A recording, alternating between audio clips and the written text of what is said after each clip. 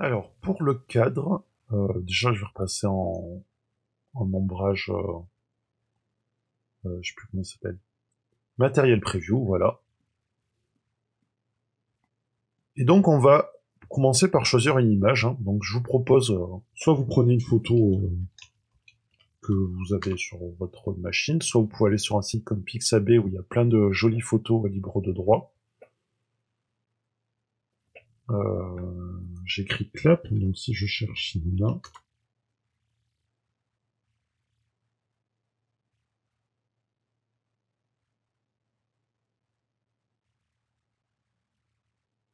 Allez, viteuf, une première image qui me tombe sous la main. Hop.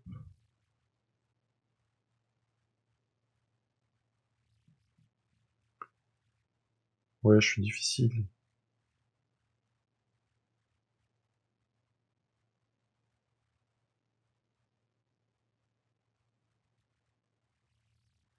Hop, allez, Audrey Hepburn.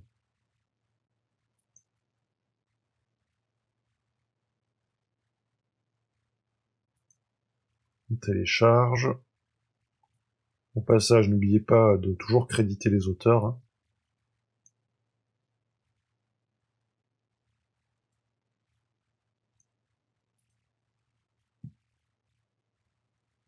Ok.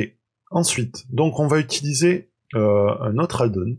Donc on va aller dans Edit, Preferences, dans Add-on, et là on va taper Plane, P-L-A-N-E, et on va cocher Import, Export, Import Image as Plane. En fait, c'est un plugin qui nous permet de choisir une image et le plan, l'objet plan, s'adapte automatiquement aux proportions de l'image et applique la texture image dessus. Donc là, si je fais File, Import, Image as Plane, et que je vais choisir où est-ce que je l'ai enregistré, dans Texture, voilà. Donc j'ai mon plan avec mon image. Donc je vais le redresser, RX90. Je réduis.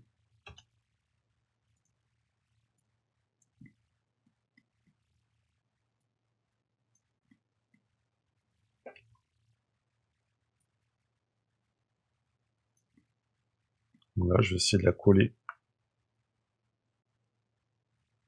au mur. On va aller dans les matériaux. Donc le matériau est déjà créé au nom de l'image. Ce que je vais faire, c'est que je vais réduire encore un peu. Je vais juste diminuer la rugosité pour que l'environnement puisse bien se refléter dessus, même si ça va pas changer des masses pour ce type de... Si, quand même. Mettre à 0.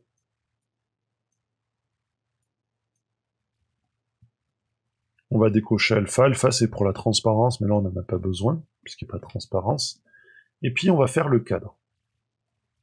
Alors, je vais faire Shift S, Cursor to Selected, comme ça, le curseur se met au niveau de l'image.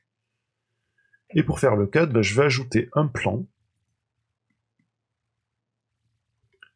Voilà. Je vais passer en mode édition, en mode edit.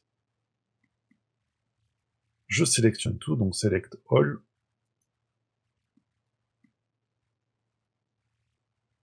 Et je vais faire une rotation de 90. Ensuite, je le réduis pour qu'il s'adapte à peu près à la taille du cadre de la photo. Voilà. Donc on va pas le réduire uniformément, hein, pour qu'il dépasse un peu. Je vais avancer la photo pour, voilà, pour pouvoir y voir plus clair. Et ce cadre, donc toujours en mode édition, je vais passer en mode de sélection face, donc ici en haut ou avec la touche 3, et on va utiliser un outil qui s'appelle Inset Face, qui permet de créer des faces à l'intérieur d'autres faces. Voilà. et je supprime justement cette face pour avoir un trou. Voilà, et donc là, vous voyez, on a déjà la forme d'un cadre, donc peut-être que le trou est trop grand d'ailleurs, par rapport à l'image, si on met en vue de face. Oui, il faut qu'il recouvre l'image.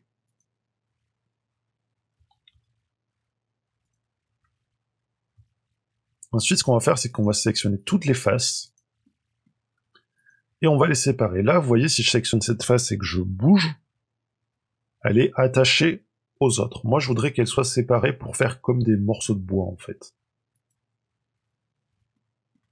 Et donc, pour ça, je vais tout sélectionner, donc Select All, et je vais aller dans Mesh, Separate, et je vais faire Sélection. Non, c'est pas ça, je me trompe, pardon. On reprend, on va pas faire ça, on va faire Edge, je crois que c'est... J'ai oublié où était cette option. C'est une option qui s'appelle Split. Split.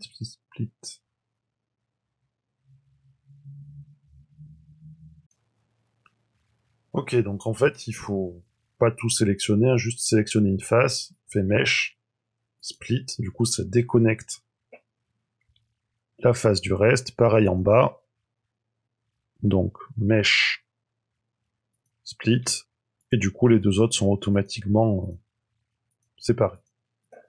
Voilà, donc je repasse en mode objet, et en fait, super astuce, on va ajouter un modificateur Solidify. Donc ce que fait Solidify, c'est qu'il ajoute de l'épaisseur à un objet, donc ici le cadre, donc il ne faut pas qu'il entre dans le mur non plus, voilà, qu'il soit juste collé au mur. On va augmenter, faire venir la photo avant. Et là, vous me direz, mais à quoi ça sert qu'on ait séparé toutes les pièces? Ah ben, ça sert que maintenant, si je mets un modificateur bevel, pouf, ça fait un biseau sur chacune des pièces, et donc, on va diminuer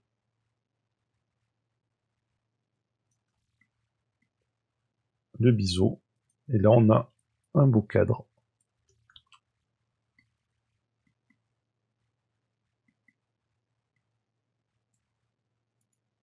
Voilà, attention à ce qu'il rentre pas dans le mur.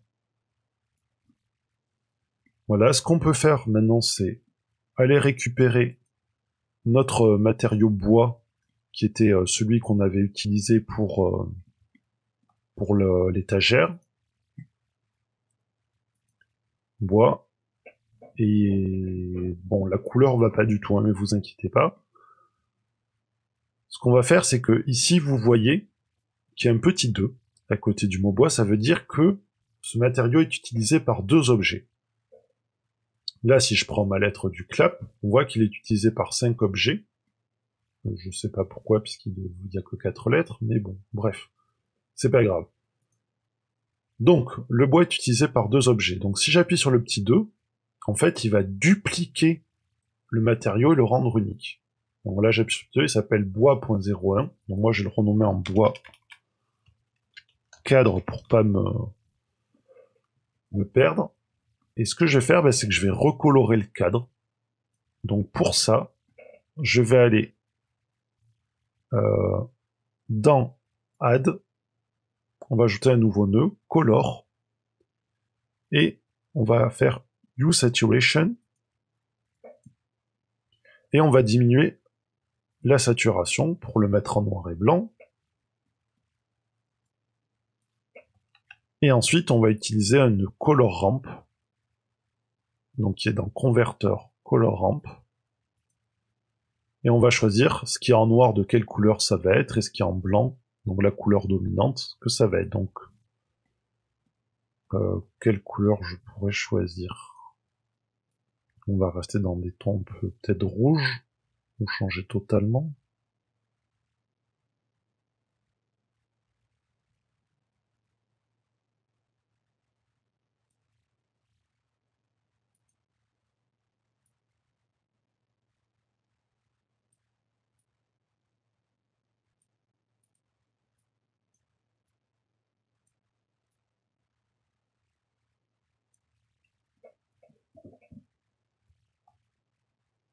Voilà, alors maintenant, pour déplacer le cadre et la photo en même temps, ce que je vais faire, c'est que je vais... Déjà, je vais créer une collection que je vais appeler cadre. Et mes images, où elles sont? Elles sont dans la collection étagère. Je sais pas trop pourquoi. Il y a aussi ampoule dans étagère. On va sortir de là. Donc les instances de collection sont déjà des collections, donc c'est pas la peine de les mettre dans une autre collection.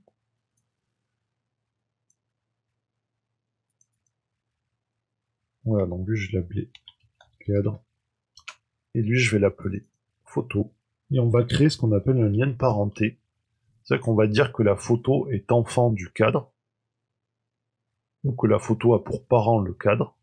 Donc pour ça, je vais aller sur l'onglet Object Properties, dans Relations, et dans Parents, je vais choisir Cadre. Et je sais pas ce qui s'est passé. Pourquoi mon cadre a disparu? Donc c'est bien ma photo.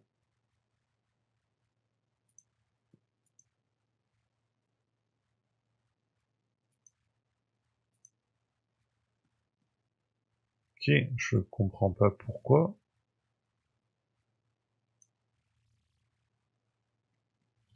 Bon, ça bug, normalement... la photo devrait rester dans le cadre. Enfin bref. Bon, c'est pas grave, je sélectionnerai les deux. Hein. Moi que je puisse faire glisser. Photo dans le cadre, non, je peux pas. Très étrange ce bug de parenté. Bref, peu importe.